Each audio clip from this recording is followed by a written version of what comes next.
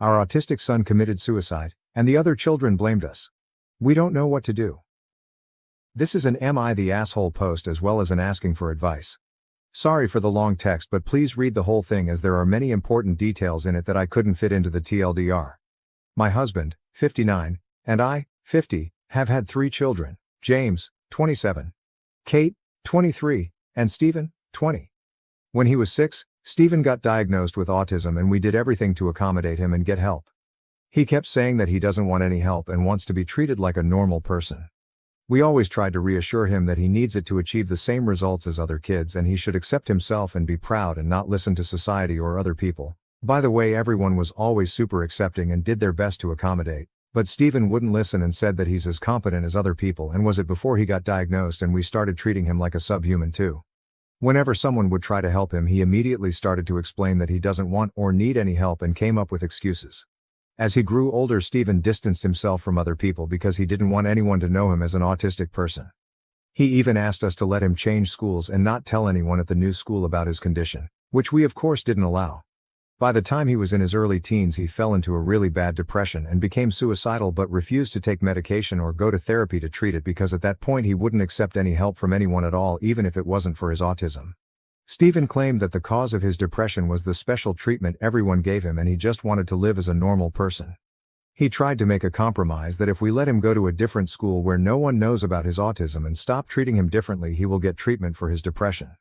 By then James, Kate and a few of Stephen's teachers were encouraging us to let him do it, but we still said no. When Stephen was 15, he attempted to kill himself by hanging. At 18 he finished school, got accepted into his dream university, moved out and cut off contact with my husband and me. He still kept talking to his siblings. He left us an angry goodbye letter in which he claimed that we ruined 12 years of his life, that we are the reason why he's still depressed and suicidal, and that he hates us with a passion. He said that now he finally won't be known as a crazy, stupid and awkward person who needs help for everything, and can lead a normal life. We tried to call him and sent him letters and emails, but he didn't answer. Recently we visited him at his university, but he wouldn't talk to us and eventually threatened to get a restraining order, after which we immediately left. We haven't heard much about him since then, but from what his siblings told us, he was doing better now, although he still suffered from depression. Anyway, today he committed suicide. From what we know, he overdosed on medication.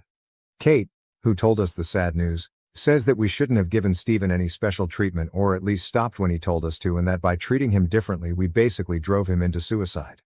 She said that we've failed as parents and she will consider cutting contact with us too because she doesn't want people like us as parents. James agreed with her and said that we should at least acknowledge our mistake.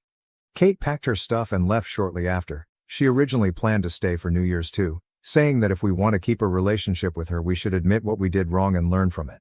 We, however, think that it's the fault of society with its standards and expectations, and Stephen's own fault because he wouldn't accept any help. We're absolutely devastated. Is Stephen's suicide really our fault, and what can we do to save what's left of our family? TLDR, our son was diagnosed with autism as a child. We got all the help we could, but he didn't want it. In his teens he became depressed and suicidal. He cut contact with us when he moved out. Today we found out he killed himself, and our children say that it's our fault. Our daughter threatens to cut contact as well. Are we really to blame for his death, and what should we do? Tomorrow would have been the 21st birthday of our son who took his life almost a year ago. Posted November 28, 2022. Tomorrow would have been the 21st birthday of our son who took his life almost a year ago. My husband and I, 60M and 51F, have had 3 children. Stephen, 20M, Kate, 24F, and James, 27M. At the age of 6, Stephen got diagnosed with autism and we did everything we could to get help and accommodations.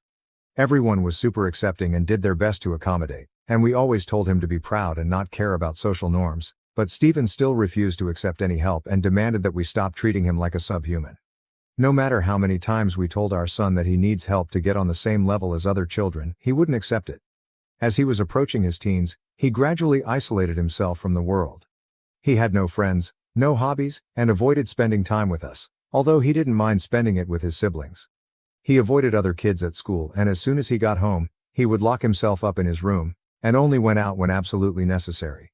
When he was 10, he also began to refuse to celebrate his birthday because it reminded him that yet another year has gone by and everything is still just as bad.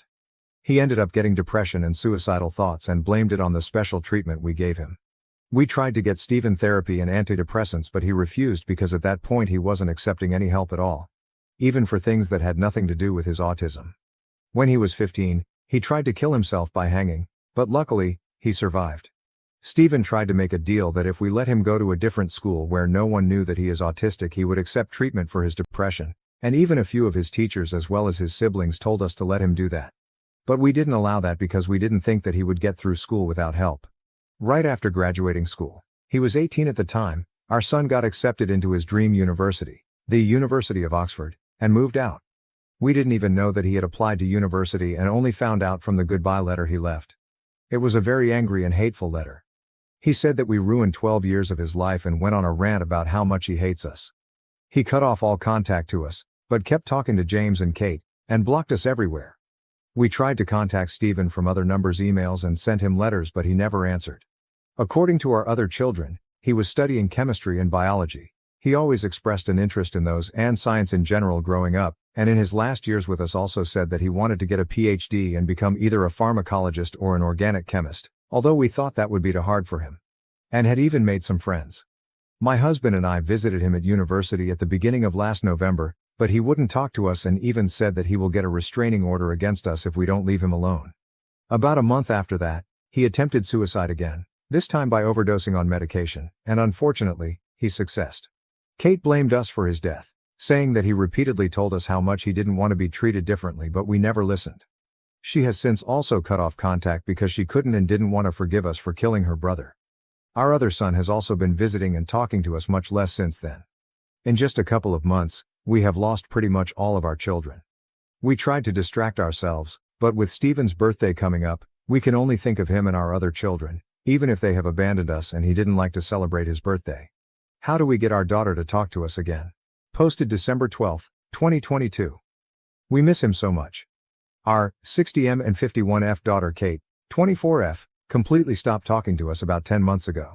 She did it because, according to her, we are to blame for her younger brother's 21M suicide, which happened about 1.5 months prior to Kate cutting off contact to us. However, at the time of his suicide he has already also been no contact with us for over a year. He left for university, stopped talking to us and blocked us everywhere immediately after graduation, and we didn't even know he had applied for university. With the exception of one time when we visited him at university, and even then he didn't talk to us. Kate's other brother, 27M, still regularly talks to her, and we've tried to get him to get her to talk to us again, but he refuses because he thinks that Kate doesn't have to talk to us if she doesn't want to, and he also believes that our youngest killed himself because of us, even though it doesn't make any sense. She doesn't talk to any of her other relatives. We've reached out to her on social media but she didn't answer, and although we knew where she lived until recently, we visited but she was never home. According to her brother, she has moved to NYC this September because she enrolled into a PhD program at some university there, so we don't even know where she lives now. What can we do to get Kate to talk to us again? My husband's drinking problem is getting out of control. What can I do? Posted December 18, 2022. My 51F husband, 60M, has had a drinking problem for somewhat over 2 years now. He usually drinks vodka and occasionally wine and has 5 shots of vodka on weekdays and sometimes up to a whole bottle on weekends. When he drinks wine, it's even more, and he will even have an entire bottle during the week. When he's drunk, he is extremely angry, and although he doesn't get physically aggressive, he screams and yells a lot, and I basically don't get any real time with him, with the exception of the occasional few hours on a weekend, because he gets drunk as soon as he gets home on workdays and often starts drinking by around noon on weekends as well. His drinking problem comes in waves. With my help, he has managed to get it under control multiple times, and although he would still drink almost every day, it was usually nowhere near enough to get him drunk, but it always gets worse again. He only began intensively drinking about 2 years ago when our youngest applied to university without us knowing, and then cut us off when he went off to said university. My husband felt very angry and betrayed, and he still is, and that's when he resorted to alcohol. Before that, he would only drink on special occasions like holidays, parties and date nights, and even then he almost never had enough to get drunk. I feel like I've lost him since his drinking problem began, at least during the waves when it's really bad, because he's drunk most of the time and then all he does is just scream around. What can we do to end his drinking problem? Now to the next story, story 2. Am I the asshole for returning to my career to escape the overwhelming responsibility of caring for my husband's autistic niece? My husband, 30M, became the legal guardian to his sister's daughter, 17F, 2 months ago. She lost her single mom last year. My in-laws took her in but they were too old. That was when my husband became her legal guardian despite my concerns. He told me that he would take care of her completely. We got married a year ago after 15 years of dating.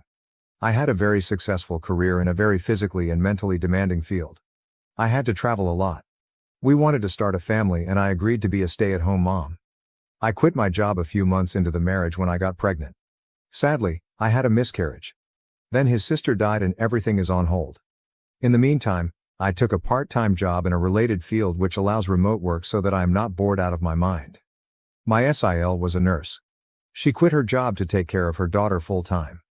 Her daughter has a variety of issues including nonverbal autism, a series of development disorders like dyslexia and severe sensory issues. My husband says that he does most of the work. But he doesn't. Since I am working from home part-time, most of the caretaking falls to me. She gets angry and has meltdowns all the time. She doesn't like the food I make and most of the time she ends up throwing food at the floor or at me. I am at my wit's end and it is just so emotionally exhausting. Around December 15th, my husband was working late and asked me to take care of dinner. She is very picky about food. The slightest change in texture or taste from what she is used to can cause a meltdown. She threw the plate at my feet and I ended up bleeding. At that point, I called my husband and asked him to be home ASAP. He said he wouldn't be able to. I went up to my room and told him I'm not dealing with this anymore. He came hours later and she was still crying. He was absolutely furious at me. He called him heartless and irresponsible. I told him I've had enough of both of their ungrateful behavior and told him that I'm going to my mom's and I wouldn't be back until New Year's. He panicked and tried to apologize but I left. He called me every day asking me to come back. I finally came back and he told me that my stunt had forced him to all available leaves to stay home with her. He told me that he was glad I was back. I told him that I contacted my former company and got my old job back and it starts next Monday. It is in office and requires a lot of travel. He asked me who was supposed to stay at home as she cannot be left alone, he has no more leaves and full-time caretakers are too expensive. I told him he promised to take care of everything when he became her guardian and that it was his problem. As you can guess, my family supports me and his family thinks I am being extremely selfish. So I'm asking for judgment from impartial strangers. Either in this situation. Update. Lot of people were messaging me for an update. So, here goes. I wish I could say things got better. My husband took a few days off to interview special needs nanny caretakers. He ended up finding a good and experienced person to take on the job. He hired her for 6 weekdays. One day, she ended up saying she cannot make it for a couple of days due to an emergency. My husband had a meeting he couldn't miss and asked me to look after his niece for the day. I refused and he took my car keys while I was getting ready and left before I noticed so that I could not go to work. I grew up with a narcissistic gaslighting father who did stuff like this all the time. I told him to come back in 1 hour or I will call CPS and once they get there, I will call a cab and get to work. He ended up driving back and this turned into a big fight and I told him that if he does it again, I will walk out and never look back. He apologized and said that he was just desperate. The worst happened 2 weeks ago. I needed to travel for a couple of weeks for work and I could not find my passport. I am a very organized person and I knew that I did not misplace it. I ended up calling the non-emergency helpline. They ransacked the house and found the passports hidden in his gym bag. It is a crime to steal passports and they asked me if I wanted to press charges. I said no. Another fight. He told me that he needed me at home that weekend due to a social welfare visit and he knew that I would not stay even if he had asked me. I kicked them both out of my house and I told him I would call the police if he came near me again. My house is a premarital asset, thank God for that. I told him that I would be filing for divorce. The welfare visit turned into shit as neither of them were living there when the worker showed up and the social worker also knew about the recent call to the non-emergency helpline. So, all in all, she was not impressed with our bullshit. He came by 2 days ago. He told me that ended up moving in with his parents. They own and live in a small 2-bedroom apartment. That doesn't qualify according to welfare norms. He ended up asking me for another chance. He asked if I would consider letting him and niece stay until they figured it out or she would have to go to state's care. He told me that there is no way he can afford rent and a carer and begged me. I told him that I could never forgive what he did. He knew my past with my father and he still went ahead and did it. He suggested they could move in and we can work on this at couples counseling. I told him that I could never trust him again and that it was over. He asked me if he could get his parents to take in the niece or even relinquished her care to the state, If I would give him another chance. I think months' worth of anger burst that day.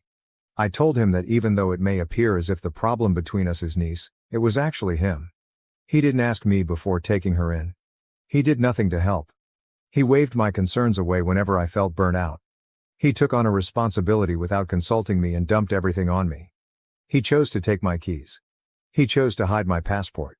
I told him things may have been different. Him, my niece and I may have adapted and become a family if he hadn't made the wrong choice, at my expense, at every turn. I told him to get out of my house, it was over and I never want to see any of them ever again. I still don't know if what I'm doing is right or wrong. I know people wanted some sort of happy ending, but it is what it is. I still have not started the divorce proceedings yet, but I will soon. For now, I am taking a break as it has been a very emotional and draining couple of weeks. Thank you for watching. If you haven't subscribed yet, please do so and hit the notification bell to stay updated with more shocking real-life stories happening around you.